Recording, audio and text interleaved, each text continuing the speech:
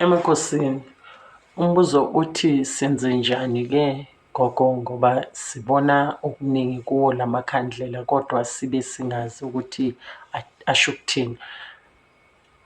Ngempela ukukhuleka ngekhandlela ngingasho ukuthi akukho important noma ngithi akubalulekile.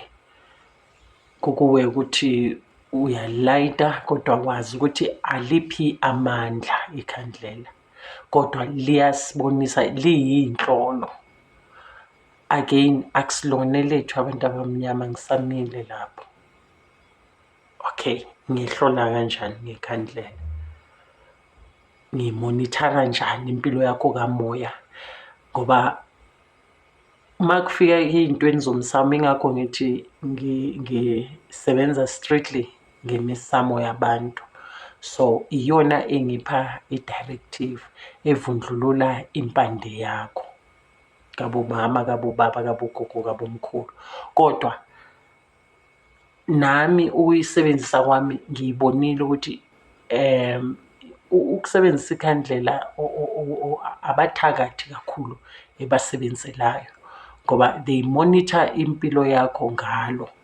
Ikhandlela balisebenzisa kakhulu kuma-voodoo spirits and also ku-devil worshipping. And now nayo i-country Egypt iyenza iy'manga ngalo ikhandlela. Now mina ngingena kanjani kwikhandlela? Alright, ngaphupha kumnyama emagcekeni ekhaya, kumnyama ngingena ngegate, kumnyama konke. Ngase ngibona le khandlela elimhlophe ngalilayitha. Sukela lapho ngambulelwa ububi bekhandlela thina abantu abamnyama esizifake kubona. So ubuhle nobubi bekhandlela ukuthi uma ungalazi liyingozi ngoba nizitshela ukuthi ukulayitha ikhandlela nithola amandla ekhandleleni. Ikhandlela likuphi impendulo. Now abathakathi bayalisebenziselani ukuthi mababiza igama lakho kuleli khandlela liyobabonisa yonke into yakho. Umuntu uyalimonithara, it cannot be one day, but umuntu uyakhona ukumonithara lowo 3 days, lowo 4 days, lowo 7, 12 days, you know, ukuthi ihamba njani impilo yakho, kuyenzakalani impilo, i-good kabi. So ngiyisebenzisa ngobuhle ngoba mina sengiyazi ukuthi okay, makuvela into enje nani ngathi kakhulu imimoya yabantu abangasekho ihlala sebenzisa le element le ye-fire. So umlilo kakhulu ama-spirits, imimoya engasiyona imoya eseyiphilayo la emhlabeni ize ukuthi ingene ikhulume through umlilo ngoba uke ubone mawuzothola ukuthi impilo mase bakugadla kakhulu, kuphuka i-ayini manje, kuphuka igedlele, kucima isitofu. Imimoya isebenzisa kakhulu fire element, so yingakho ngiyuza ngaleyo ndlela. So ukembulelwa ngayo kukhulunyiwe ukuthi la makhandlela anilimazile as abantu abamnyama, nizitshela ukuthi yiloku abanitshela kona ukuthi there's a dancing flame, high flame. Nakubona lokho vele uzokuthola lapha kuGoogle, there's more abayifihlile. Imfihlo yakhona ubona konke ngempilo yomuntu, ubona konke nabangasekho bomuntu loyo. So umuntu ukhona ukuthola yonke into. So mawuthi kuningi enikubonayo kukhona kule video le ngokuphendula kuyo. Ngiyezwa nilokhu niyabuza ukuthi senze njani, ayikho into ongayenza. Uma ikuvezela phezu kwesimo senhlambululo, you need to cleanse. Uma ikuvezela idlozi elifuna ukulenzwa elistakile, you need to ukuyenza leyo nto. So liyakuphi i-direction.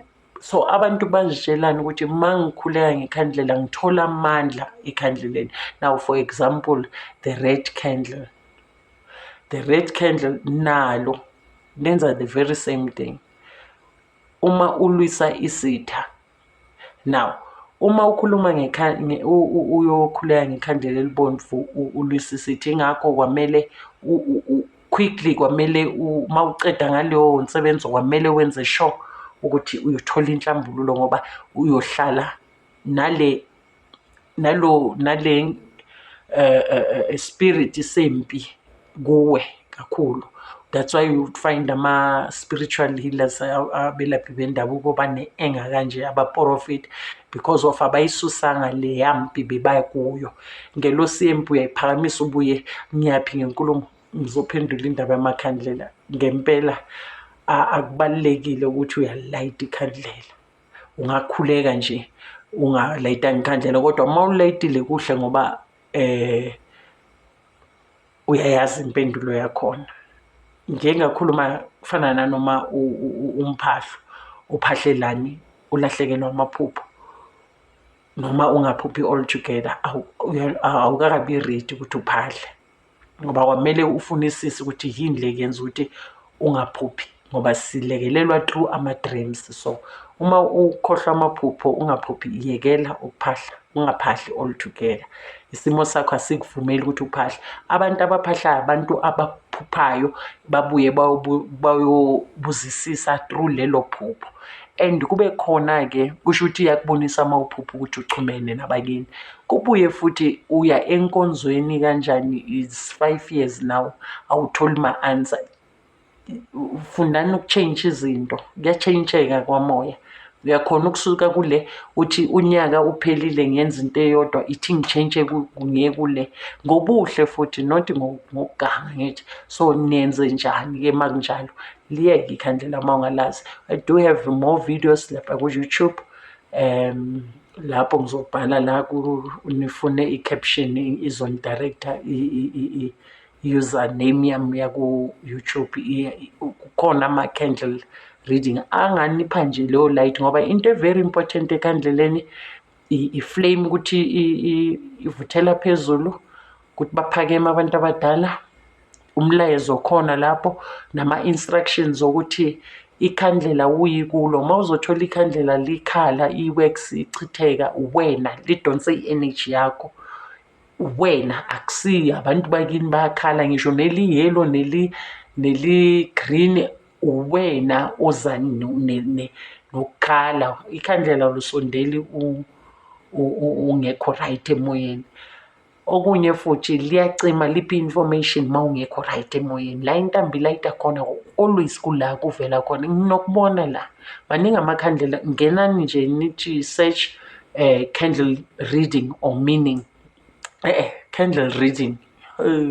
Bantu bathi babona ama-butterfly, babona ama-heart. Since ngihlola ngekhandlela ngiyembulelwe ngekhandlela angikaze ngahlangabezana ne-heart emnyama nakhona.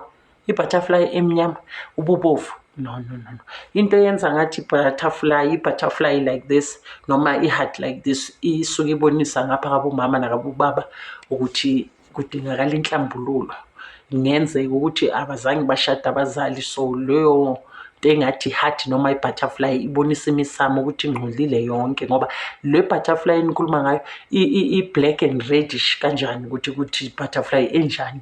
Okay, angikho lapho kodwa-ke emakhosini liyeke ikhandlela nje uma ungalazi. More videos uzozithola ngale. Check i-caption ye-YouTube emakhosini.